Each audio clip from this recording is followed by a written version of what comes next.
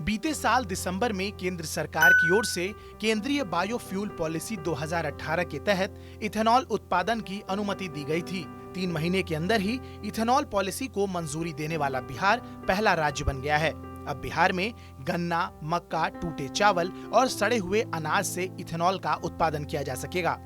उद्योग मंत्री शहनवाज हुसैन के मुताबिक इस पॉलिसी के तहत सूबे के 38 जिलों में प्लांट लगाए जाने की योजना है। ये नीति बिहार के गन्ना, मक्का किसानों के लिए बहुत ही फायदेमंद साबित होगी। आइए आपको बताते हैं कि आखिर इथेनॉल क्या है।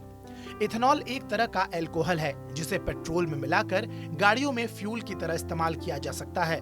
इथेनॉल का उत्पादन मुख्य रूप से गन्ने की फसल से होता है, लेकिन मक्का, चावल आदि शर्करा वाली कई अन्य फसलों से भी इसे तैयार किया जा सकता है।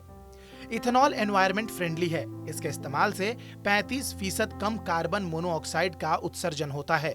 इतना ही नहीं, ये सल्फर डाइऑक्साइड और हाइड्रोकार्बन के उत्सर्जन को भी कम करता है।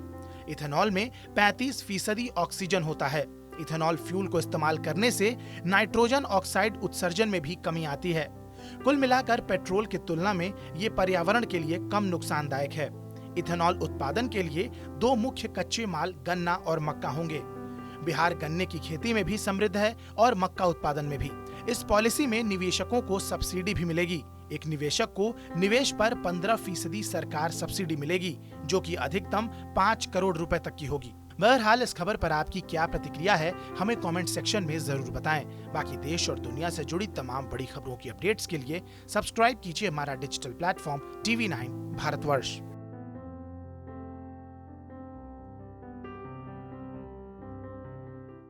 परवाह देश की, सोमवार से शुक्रवार रात 10 बजे TV9 भारतवर्ष पर।